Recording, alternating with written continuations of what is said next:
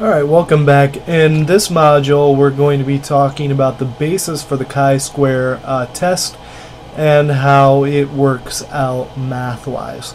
So the chi-square test is a way to find out if there are differences in frequency of nominal level data. So you can tell if there's a difference in a single variable from what would be expected by random chance. So you would expect that in a single variable, if the data distribution was random, that all categories would have the same level.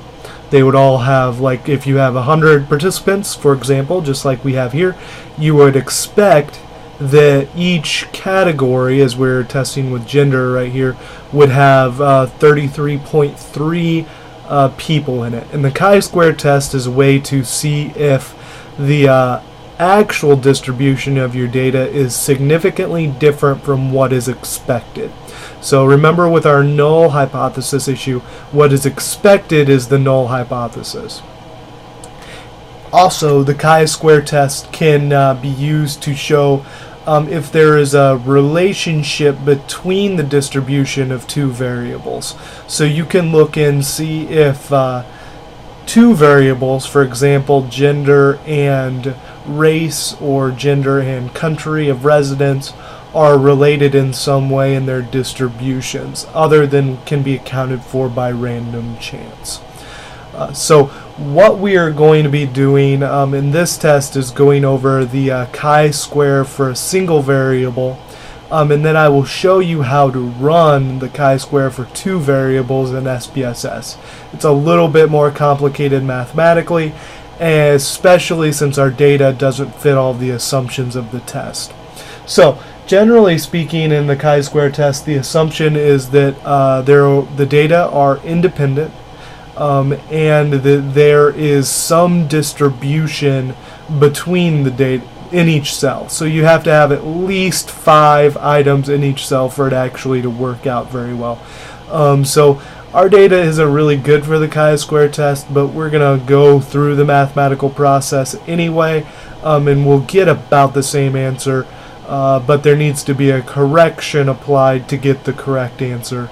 And SPSS will do that for us, but it's a little bit hard to do actual math-wise, which is why we're only going to focus on the one variable test for math compared to the 2-1. But we can run them both in SPSS. So, starting off the math-wise, we'll look here at the distribution of gender across our sample. So you can see, according to our data, there were 53 men. 40, I think that's actually mixed up, I'm sorry. There are 53 women, 43 men, and 4 other, for a total of 100 individuals.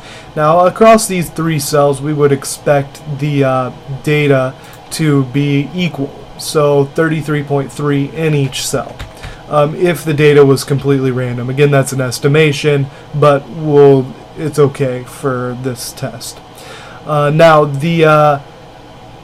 the actual formula for the chi-square is the sum of every actual data instance from minus the expected instance squared divided by the expected instance.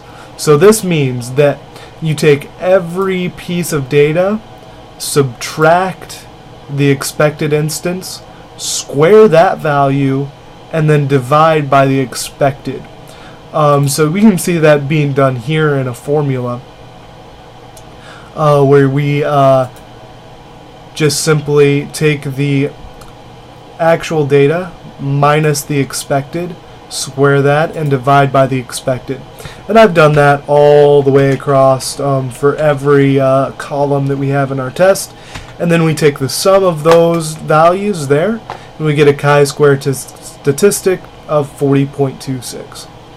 Now we need to calculate the degrees of freedom, to find out if this is a significant chi-square value or not.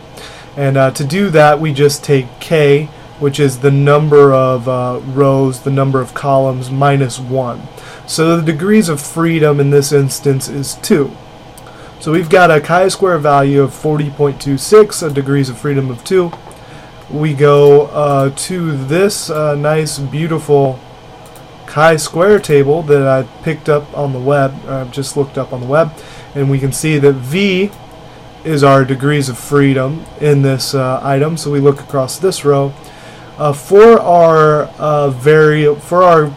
chi-square test to be significant at a 0.05 level, then we would need to have a value greater than 5.991.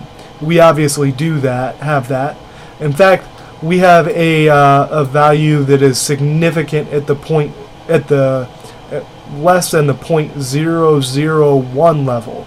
So our chi-square value is greater than 13.816. So that means that this test was significant. There was a difference between the distribution of gender than what we would expect by chance. So that's great. Our test was significant. We have a statistically significant value. So that is it for this module. I will see you in the next module in the SPSS, and we will go through and run this test, and we'll see the difference that was caused by the correction.